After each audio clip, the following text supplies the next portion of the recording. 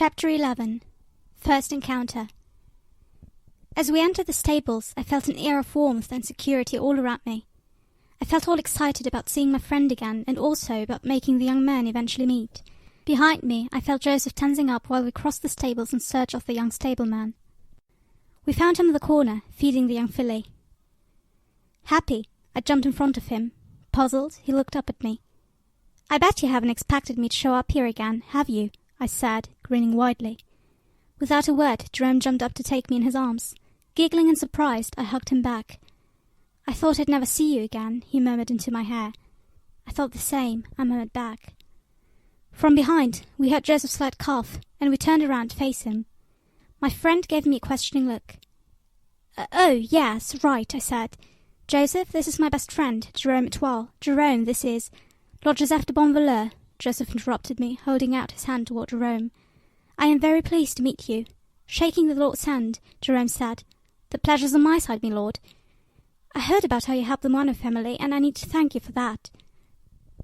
Smiling, Joseph shrugged. "I only did what should be done."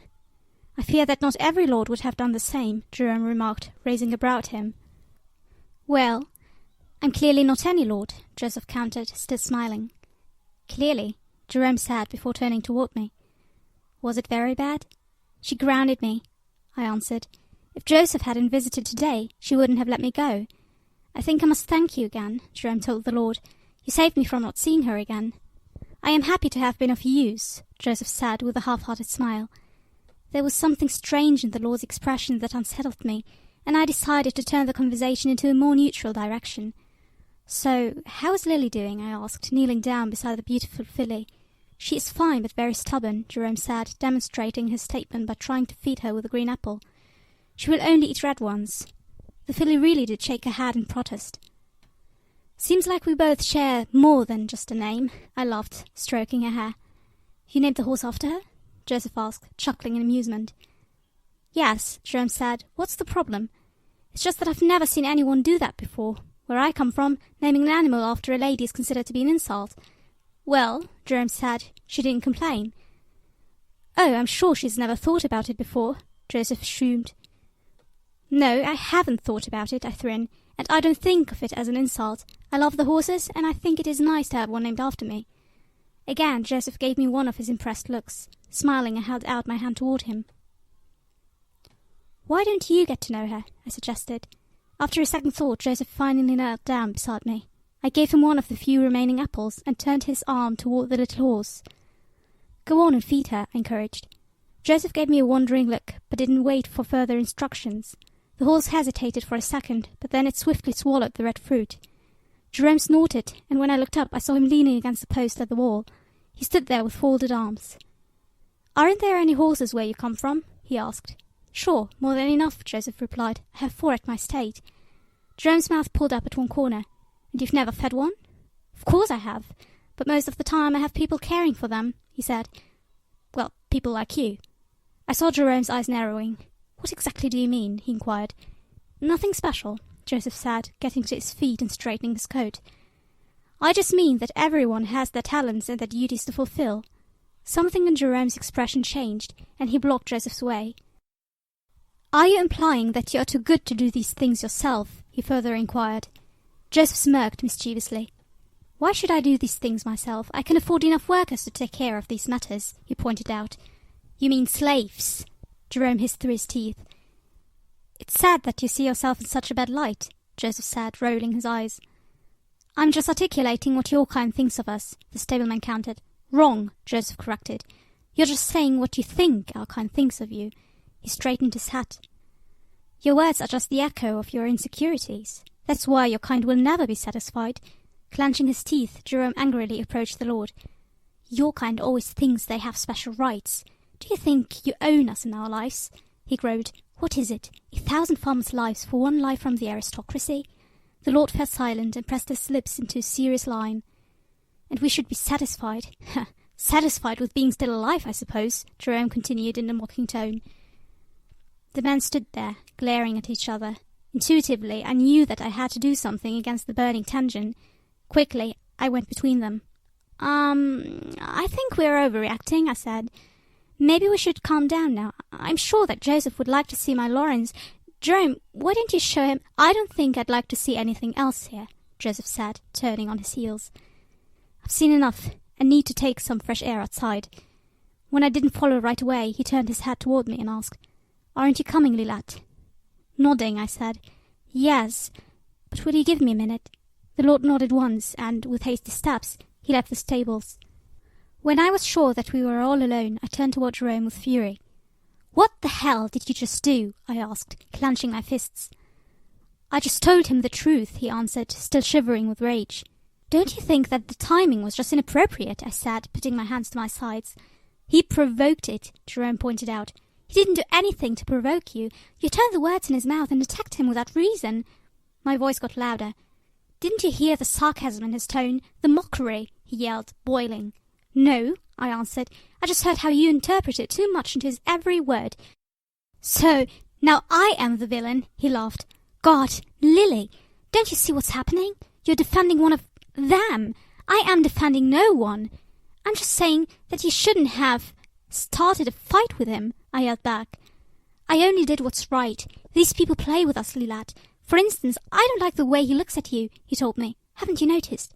Noticed what? I inquired, folding my arms over my chest.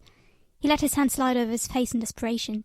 He keeps looking at you as if you were some kind of alien species. What does he think you are? His face was as red as a ripe apple. He thinks I'm his friend, I said. Is that his word for wench? He just wants to have his way with you. The rage filled me, and the heat rose to my head. Without thinking, I slapped my friend across the face. We stood there, looking at each other in disbelief. That was the first time ever it had come so far between us.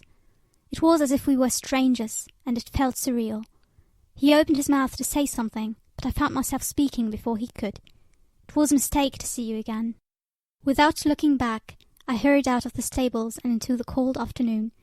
Joseph waited for me at a small bench behind the stables. He stood there, facing away from me, with his hands folded behind his back. It was all very strange to me, and my legs felt as light as a feather. Somehow it was as if I was walking in a strange world where everything was turning upside down. My hands still burned from the pain of hitting my closest friend, and deep inside, I wished that all of this hadn't really happened. When I sank onto the bench, Joseph turned and took a seat next to me.